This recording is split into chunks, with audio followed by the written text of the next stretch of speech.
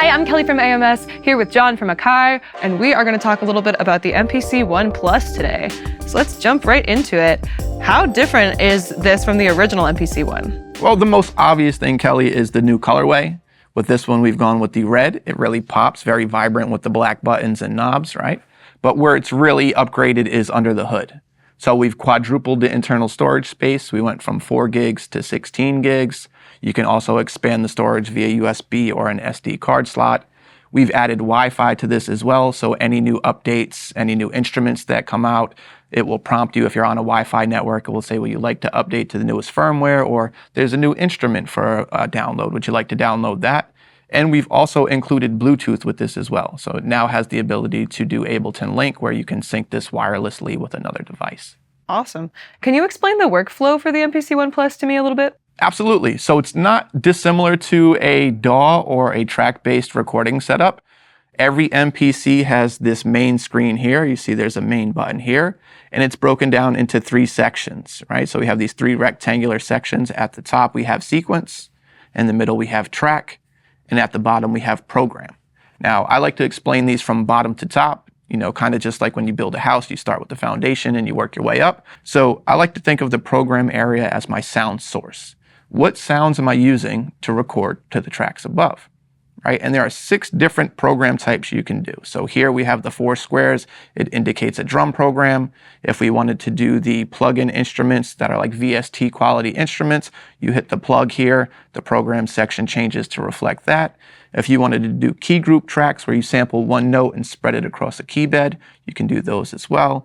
You can do clip launching programs like in Ableton, where you're loading clips here and you're pressing different variations to launch clips. You can control traditional MIDI gear with the MIDI outputs, and you can control modular gear with the CV gate. So you say, what kind of track do I want to start with, right? I typically start with my drums, so I'll start with a drum program. I'll play some drums on track 1, then I'll move to track 2. Maybe here I'll switch over to a plug-in instrument and add a chord progression. Then I'll move to track 3. Maybe I'll add another plugin there and I'll maybe play a top line over that or a bass line, move on to a new track, tie a different sound to each track, right? And then once you have multiple recorded tracks, you then have a sequence. So a sequence could be one of 2 things. It could be your entire composition. So you could set your bar length to like 64 bars and you can compose in a linear fashion. Or a sequence could be a segment of your arrangement where sequence 1 is your introduction, and then you switch to sequence 2 and you make a verse section, and you switch to sequence 3 to do like a chorus, and then you can kind of align those as well. Then how do you actually load in the sounds to use? So every MPC has a browse button. So you just hit the browse button here. So if we're doing drums, you hit browse, right? And then it brings up the different drums. So long as you're on the content tab here, you have drum selected, then you can go through the different sounds and you can load up, preview them, or you can hit the load button. You hit load, it goes through the process, and then your sounds are loaded. If you want to load up some of the other sounds, you'd have to select the different icons and load them a different way. Okay, can you only use samples? No, that's kind of what I was actually just alluding to. So the drum programs are obviously samples, drum one-shots, little melody snippets. But if you wanted to load up some of the synthesizer sounds, you hit this plug-in instrument, and there's 2 ways to do it. You can either pull this tab out to hit the sounds button, or you can hit the sounds button here, and then it brings you to the synthesizer instruments. And then you select a synthesizer, you get your instruments, you select lead or something like that, and then you get your presets there. You grab a preset, and then now you have that sound loaded to the pads. Awesome. If you don't mind demonstrating, can you show me how to make a quick composition?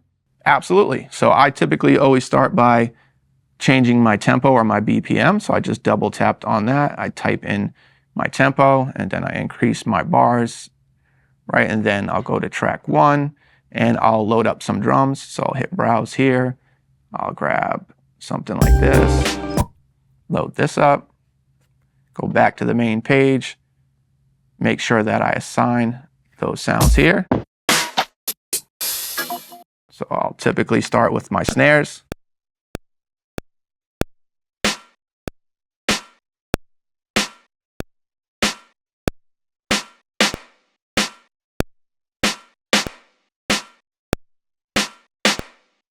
And if you notice while it's playing, there's this white line that moves across the top. This indicates your loop point.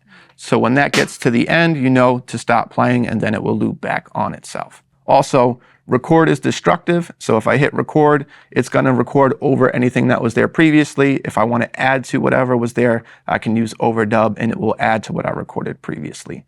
Play start will always start the loop from the beginning. Play will start it from wherever I stopped. All right, so I'll move up to track 2. So on track 2, I'm going to add some kicks, record those.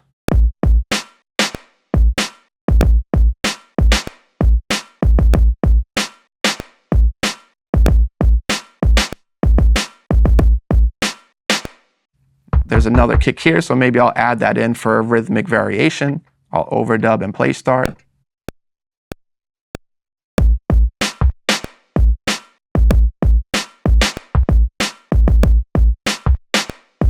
Move on to track 3. Here, I'll use some of the hi-hat and tambourine samples.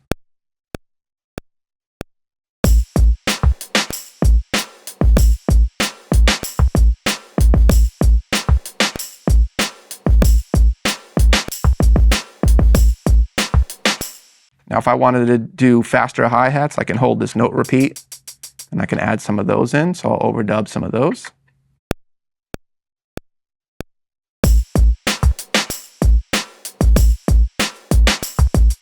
Now I'm going to move to track 4, and add some melody samples over the top of this.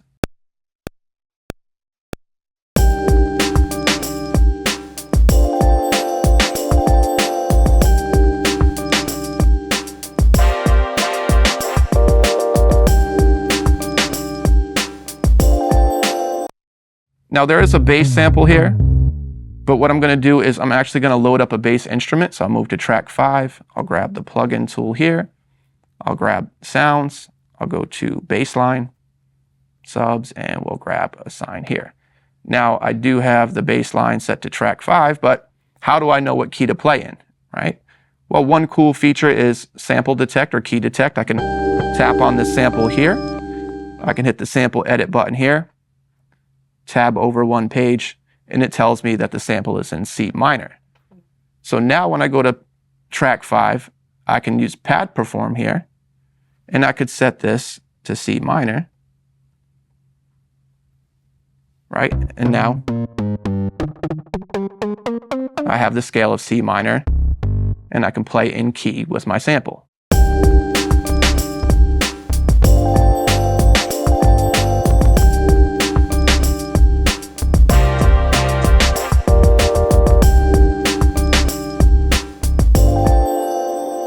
Go back to the main page, move up to track 6. Then I'm going to hit this plus icon here to add another plugin because the bass line is tied to track 5. So I go to plugin 2, hit sounds here. This time I'll select tube synth. Maybe I'll grab a lead.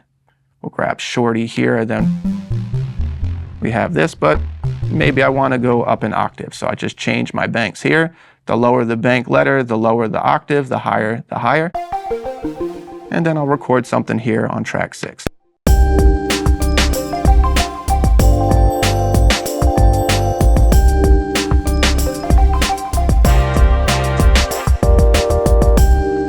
All right, at this point, it's just rinse and repeat. Move up to track 7, hit the plus symbol here to add another sound, hit the sounds tab, grab tube synth. Maybe this time we'll do a pluck.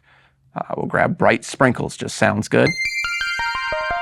Right, but this time, I'm going to use the pad perform and set it to chords, and now each one of these plays a chord. I can also change the chord type here, right? So I can add a 7th to that chord, and I'm going to use that in conjunction with note repeat. So instead of holding this, I can double tap to latch, or I can shift tap it to latch, and then I'm going to open up the arpeggiator here, right? And then I have the different, parts of the arpeggiator. I can see how I want to play it. Right, and I'm going to change the pattern here as well. You have a bunch of different built-in preset patterns, and I'll record some arpeggiated notes.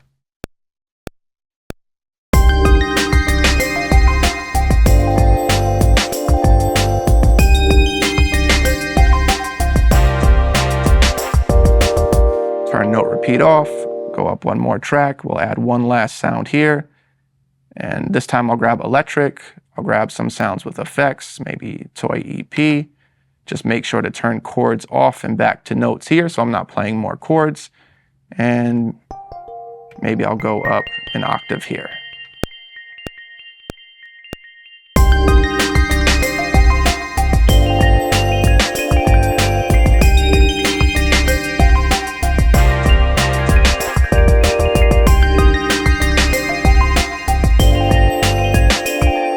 There you have a basic loop, you know, a little bit of samples, a little bit of original synthesizer sounds, some drums. Awesome, that was great. Thank you. How would you go from one loop to a full arrangement? So there's multiple ways you can do it. I'll show you one way here.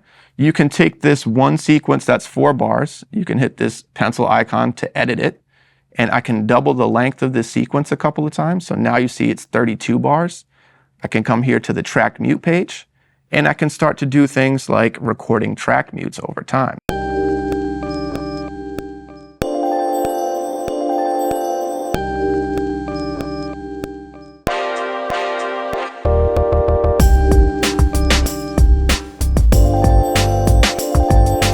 Now when I go back to the main page and I hit play start, it's going to play through all of that automation.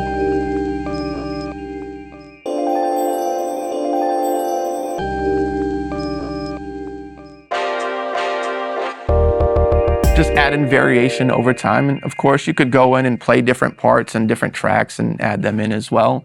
You know, once you have it kind of set out in this track mute, you can go and plug in a guitar and play a lead over the top of everything, or, you know, you can add some vocals. If you wanted to go to the audio tab here, you then have audio tracks as well. So everything I've been doing essentially is MIDI data controlling different sounds. So if I wanted to record any audio, an external instrument or some vocals, I'd go to the audio tab here, and then I have a different set of audio tracks. I can set my inputs here.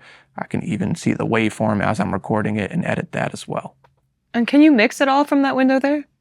You can mix from the mix page. So if you see here, we've got track mix. Then I have the different sounds that I have loaded up here.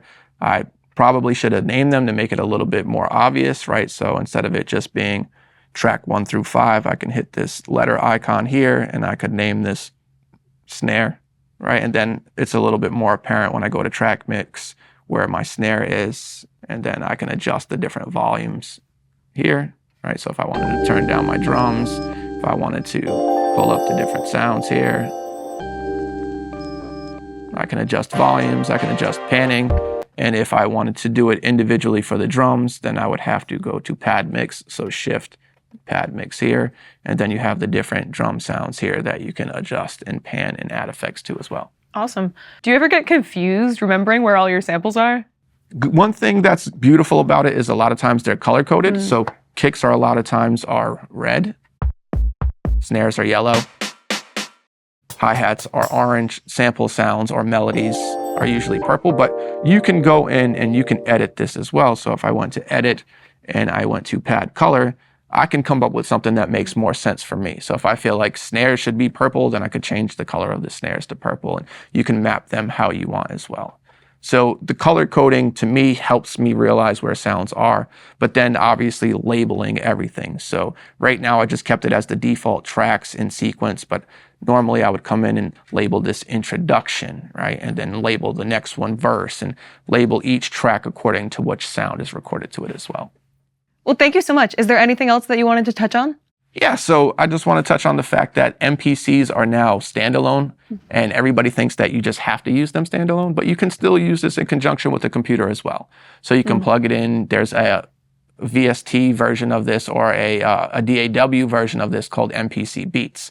So you can have this interface on your computer and you can compose with a computer as well. So you're not just limited to the standalone, but if you want to be standalone and you want to be mobile, you can throw one of these in a backpack with some headphones, maybe a small MIDI controller, or if you have a studio set up and you want to use it in that environment, you could still interface it with your computer as well. Awesome. Thank you so much. It's awesome to know. I learned a lot. Thank you so much, John. It was great to have you here. If you want to check out the MPC One Plus and other awesome Akai products, head on over to AmericanMusical.com.